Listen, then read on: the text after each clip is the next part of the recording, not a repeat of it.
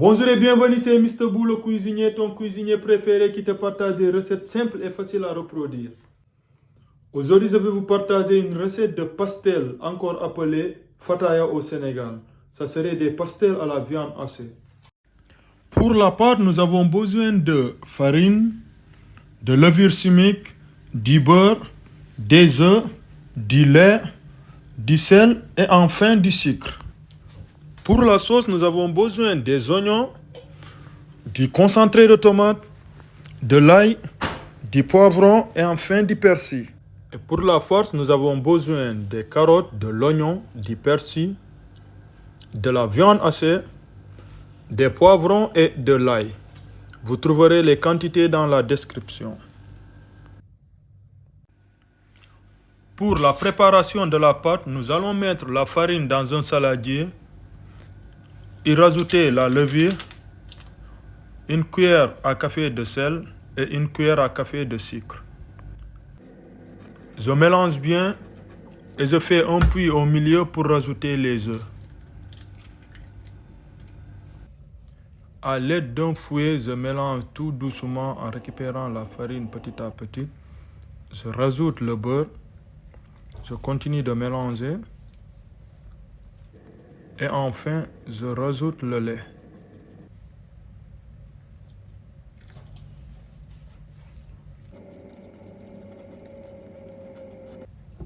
Et pour bien préparer ma pâte, je le fais à la main. Cela demande un peu d'effort. Si vous avez un batteur, c'est encore mieux. Sinon, faites-le avec les moyens du bord.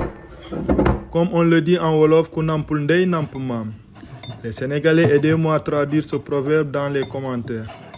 La pâte est prête, je la couvre avec un torchon et je la garde sous le soleil ou sous une lampe ou encore à côté du four allumé pour laisser la levure agir. Pendant ce temps, je prépare la farce. Je commence par couper mes légumes, je cisèle mes oignons, je coupe mes carottes et mes poivrons en petits dés, je hache l'ail et le persil. Je mets une poêle à chauffer. Une fois qu'elle est bien chaude, je rajoute 4 cuillères à soupe d'huile. Ensuite, je mets ma viande et je la laisse colorer un tout petit peu.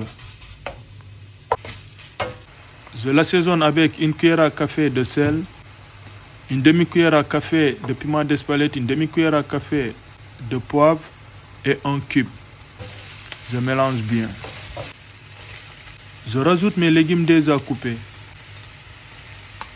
Pour l'ail, je mets la moitié et je garde l'autre moitié pour la sauce. Je mélange bien et je laisse cuire 10 minutes environ. Et à la fin, je rajoute la moitié du persil coupé. L'autre moitié servira pour la sauce aussi. Pour la préparation de la sauce, je mets une casserole à chauffer. Je rajoute environ 6 cuillères à soupe d'huile de tournesol. Je mets les oignons, je mélange bien et je les laisse colorer un tout petit peu avant de rajouter les poivrons, l'ail, le concentré de tomate et le persil. Je mélange bien et je laisse mijoter environ 5 minutes avant d'assaisonner avec du poivre, du piment d'Espelette, du sel et un cube.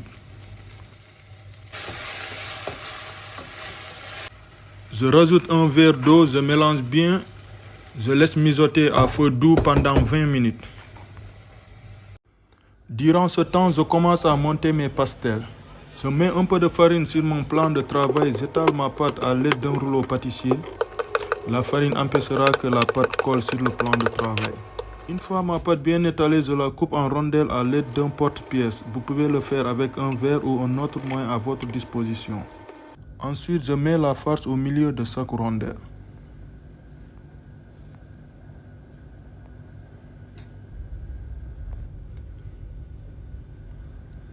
Je serre bien la farce au milieu et je relie les deux extrémités.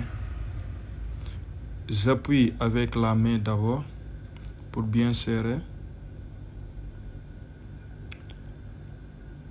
Et enfin, je prends une fourchette et j'appuie avec un peu de force. Je fais la même chose avec tous les autres pastels. Le montage des pastels est prêt et ils sont tout beaux. Pour la cuisson des pastels, vous allez chauffer l'huile dans une casserole. Vous plongez vos pastels et vous les laissez cuire. Si vous avez une friteuse, c'est encore mieux. Les pastels sont prêts, c'est l'heure de passer à table. Vous êtes tous conviés. Et voilà, c'est la fin de notre vidéo. J'espère que la recette vous a plu. Si tel est le cas, aimez la vidéo, partagez-la et surtout abonnez-vous si ce n'est pas encore fait en activant la cloche de notification. Allez, la bise, à très bientôt pour une nouvelle vidéo.